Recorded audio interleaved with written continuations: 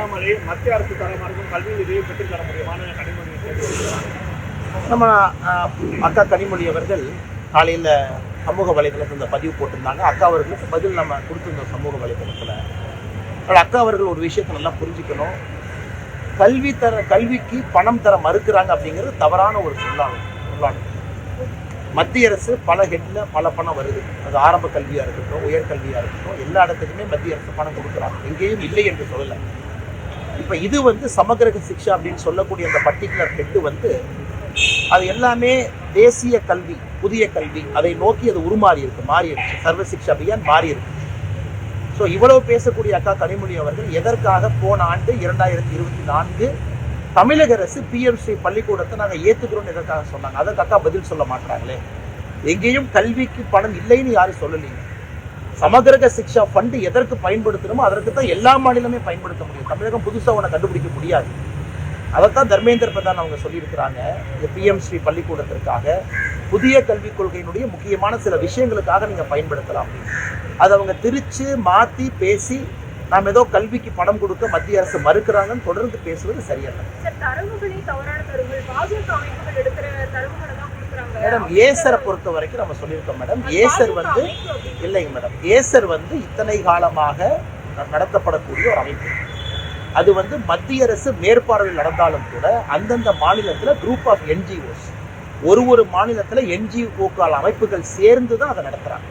அதனால் மத்திய அரசு நேரடியாக நடத்துறாங்கன்னு சொல்றதே தப்பு. இது எப்படின்னாங்க, எனக்கு வரக்கூடிய டேட்டா என்னை பற்றி குறை சொன்னால் நான் டேட்டாவே மாத்துறேன் அப்படிங்கிற அளவில் தான் அக்கா கனிமொழி அவர்களுடைய பேச்சு இருக்கு.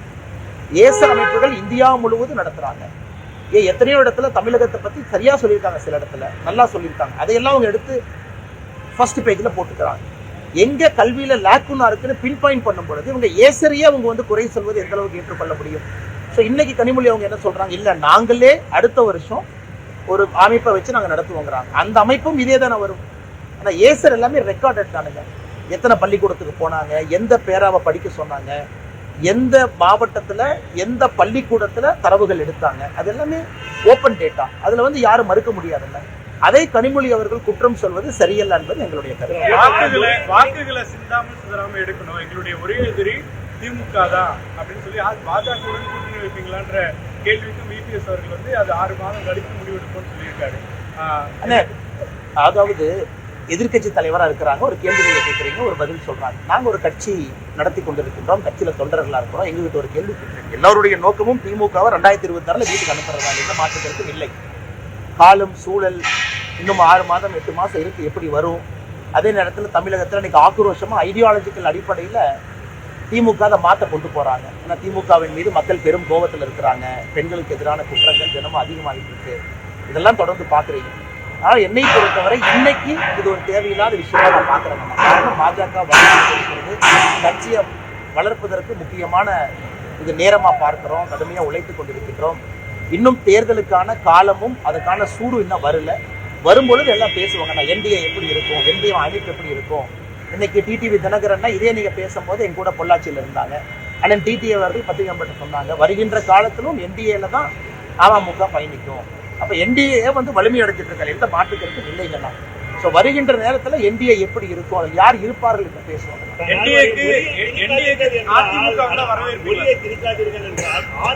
அனைவருக்கும் புரியும். ஆனா பாஜகவினருக்கும் புரிய மாட்டேங்குது. முதல்வர்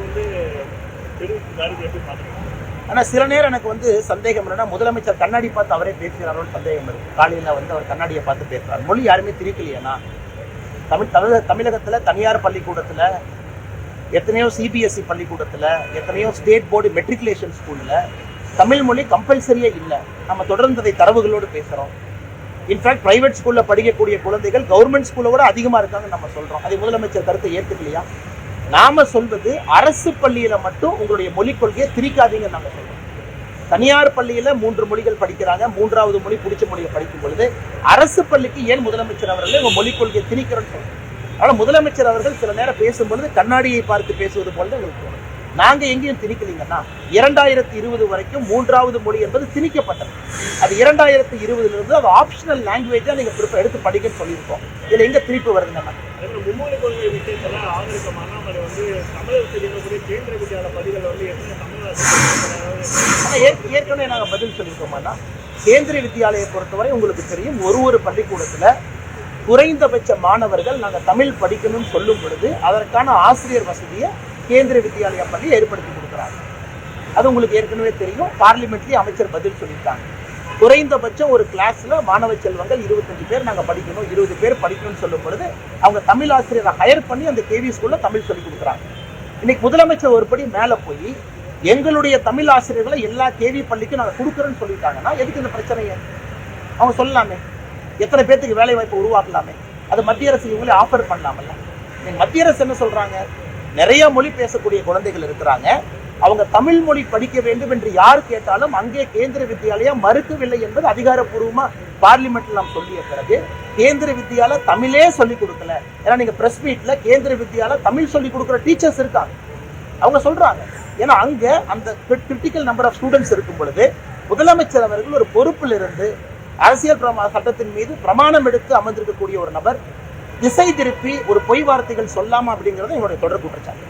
நேற்று முதலமைச்சர் பேசும்பொழுது யாரோ கூப்பிடுறாங்க, எதற்காக இதுல அனைத்து கட்சி கூட்டத்தில் பங்கேற்க கூடாது அப்படின்னு நினைக்காம உங்களுடைய பங்கேற்பு இருக்கணும்னு சொல்லி. ஆனா அனைத்து கட்சி கூட்டம் ஒரு திருமணத்துக்கு நீங்க கூப்பிடுறீங்கன்னா பொண்ணு யாரு மாப்பிள்ளை யாருன்னு தெரியும், நம்ம போறோம், எந்த குடும்பம் தெரியும். அனைத்து கட்சி கூட்டம் எதுக்குமே தெரியாது. டீலிமிட்டேஷனை பத்தி யாரு சொன்னா? டீலிமிட்டேஷன் மக்கள் தொகை அடிப்படையில் நாங்க சொல்லவே இல்லை. டீலிமிட்டேஷனுக்கு கமிஷனும் போடல. எப்ப டீலிமிட்டேஷன் நடக்கும்னு யாருக்குமே தெரியாது. இவர் நாளைக்கு அனைத்து கட்சி கூட்டம் பெண்களை பற்றி, பெண்களுடைய பாதுகாப்பை பற்றி பாஜக நாங்க போறோம், வானதியக்காரங்க எல்லாரும் போறோம், எதுவுமே சொல்லாதப்ப கற்பனையாக ஒரு அனைத்து கட்சி கூட்டம். கற்பனையா ஒரு கல்யாணத்துக்கு போவீங்களானே? நான் அண்ணன் கிட்ட சொல்றேன்னே, கற்பனையா ஒரு கல்யாணத்துக்கு வாங்க, பொண்ணு மாதிரி ஒருத்தவங்க இருப்பாங்க, மாப்பிள்ள மாதிரி இருப்பாங்க, எப்படி அந்த கூட்டத்துக்கு போவீங்க? இது அனைத்தும் கற்பனை. கடந்த ஒரு ஆண்டுக்கு முன்னதாகவே தற்போது அந்த தேர்தல் ஒரே நாடு ஒரே தேர்தல் வரும்பொழுது இந்த மாதிரி டீலிமிட்டேஷனும் நடத்த வாய்ப்பு இருக்குன்னு சொல்லி ஒரு பேச்சு இருந்தது. மத்திய அரசு அதிகாரப்பூர்வமாக சொல்லுகின்ற கருத்துக்கு நாங்க பொறுப்புங்கன்னா 848 சீட் நாங்க சொல்ல வேண்டும். 22 சீட் தமிழ்நாட்டுக்கு வரும் சொல்ல வேண்டும். இந்தியாவில் டீலிமிட்டேஷன் வரும்பொழுது ஆர்டிகல் 81 படி பாப்புலேஷன் அடிப்படையில் தான் வரும் சொல்ல வேண்டும். புதிய நாடாளுமன்றம் அமைக்கும் போது கூடுதல் இருக்கை அது 800, 900, 1000 இருக்கு. டீலிமிட்டேஷனை பத்தி எங்களுடைய கட்சி தலைவர்கள் பார்லிமெண்ட்ல பேசும் பொழுது ஒரே நாடு ஒரே தேர்தலை போல கமிஷன் கமிட்டி அது எப்படி வரும், எந்த அடிப்படையில வரும். இன்னைக்கு அமித்ஷா அவர்கள் ஒருபடி முன்னாடி போய் ப்ரோரேட்டாங்கன்னு சொல்லி முடிச்சுட்டாங்க. அப்படின்னா இன்னைக்கு இருக்கக்கூடிய எந்த மாநிலமும் மேலையும் போக மாட்டாங்க, கீழே வர மாட்டாங்க. எல்லா மாநிலமும் அவங்களுடைய விகிதாச்சார அடிப்படையில் இருப்பாங்க. அப்படி இருக்கும் பொழுது முதலமைச்சருக்கு நாங்க கேட்கக்கூடிய தொடர் கேள்வி என்னன்னா, எந்த அடிப்படையில எனக்கு தகவல் வந்துச்சு, டெல்லியில இருந்து சொன்னாங்க 848 சீட்டு, அதுக்கு நாங்க ஆதாரம் கேட்கிறோம். எதுவுமே இல்லாம பாரதிய ஜனதா கட்சியை கூப்பிட்டு நீங்க ஒரு மீட்டிங்ல உட்காருங்கன்னா நாளைக்கு எந்த பேசிஸா பேச போறாங்கன்னா, நாளைக்கு மீட்டிங்ல ஒரு பேசிஸ் வேணும்ல. இப்ப நம்ம டீலிமிட்டேஷன் அறிவிச்சிட்டோம், திட்டத்தை சொல்லிட்டோம், குறை இருக்கா டீலிமிட்டேஷன் மீட்டிங் கூப்பிடுங்க நாங்க வர்றோம். அறிவிக்காம அதுபடி நடக்காதுன்னு சொன்ன பிறகு பாப்புலேஷன் மட்டும்தான் ஒரே ஒரு முகாந்திரம் இல்லை என்று சொல்லிய பிறகும் தொடர்ந்து முதலமைச்சர் சொல்றாங்கன்னா அவர் திசை திருப்புறாரு அர்த்தம். தமிழ்நாட்டினுடைய அடிப்படை மக்கள் பிரச்சனையை பேசாம திசை திருப்பி இன்னொரு இடத்துக்கு போறாரு அர்த்தம். அது எப்படி நாங்கள் ஏற்றுக்கொள்ள முடியும்? தேசிய ஜனநாயக கூட்டணியில் அதிமுக வரும்னு எதிர்பார்க்கிறீங்களா? ஆனா ஏற்கனவே உங்களுக்கு சொன்ன மாதிரிங்க, எங்களை பொறுத்தவரை திராவிட முன்னேற்ற கழகம் வீட்டுக்கு போகணும். பாரதிய ஜனதா கட்சி வளர்ந்து கொண்டிருக்கிறது, அந்த அக்னாலஜ்மெண்ட் எல்லாரும் கொடுக்குறாங்க. நாங்க எல்லாருக்கும் அன்பா தான் பழகுறோம். எங்களுக்கு யாரு எனிமி யாரு, எங்களுக்கு யாருமே கிடையாதுங்கன்னா, எங்களுக்கு இந்த கட்சி தமிழகத்தில் நிலைச்சு வரணும், நல்லா வரணும் அப்படிங்கிறது தான் நோக்கம். தேர்தலுக்கு என்டிஏ எப்படி ஷேப் இருக்கும், என்டிஏல யார் இருப்பாங்க, பெரிய கட்சி சின்ன கட்சி, அதெல்லாம் வருகின்ற காலத்துல பேசுவோம். அதிமுக வந்து வரவேற்பு, ஆனா வருகின்ற காலத்துல பேசுவோம்.